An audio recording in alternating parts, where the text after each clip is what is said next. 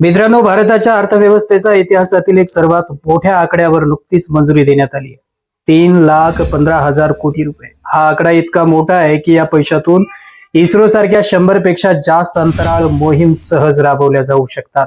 पण केंद्र सरकारने हा अथांग पैसा अंतराळासाठी नाही तर देशातील एकाच योजनेसाठी राखीव ठेवलाय. ती योजना म्हणजे PM किसान, म्हणजेच पंतप्रधान किसान सन्मान निधी योजना. नुकत्याच झालेल्या केंद्रीय कॅबिनेट बैठकीत मोदी सरकारने या योजनेला पुढील 5 वर्षासाठी थेट मुदतवाढ दिली आहे.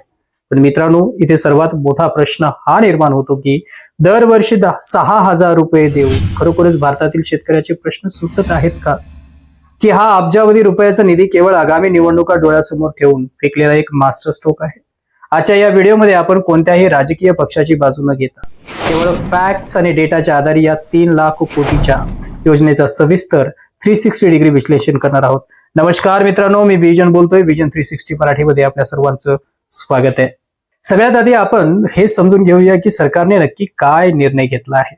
कालच केंद्रीय कॅबिनेटने एक महत्वाचा प्रस्ताव मंजूर केला. त्यानुसार ही योजना आता आर्थिक वर्ष 2030-31 पर्यंत म्हणजेच पुढील 5 वर्ष अविरत चालू राहतील. यासाठी 3,15,614 कोटी रुपयाच्या अवाढव्य बजेटला मंजुरी देण्यात आली आहे. या नियमानुसार प्रत्येक पात्र शेतकरी कुटुंबाला 4 महिन्यासाठी 2,000 रुपये म्हणजे वर्षाला एकूण 6,000 रुपये थेट बँकेच्या खात्यात मिळत राहतील.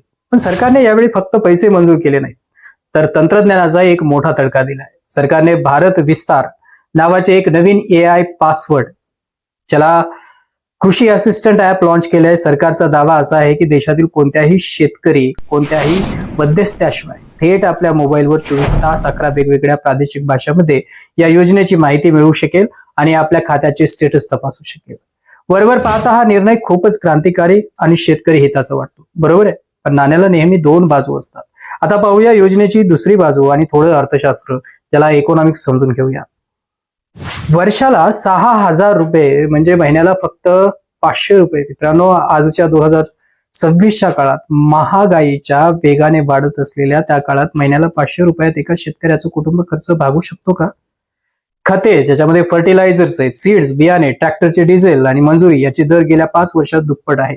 अशा परिस्थितीत ही 6,000 रुपयाची मदत म्हणजे समुद्रात एका पाण्याचा थेंब टाकण्यासारखी आहे, असा दावा अनेक अर्थशास्त्र तज्ञ करतात.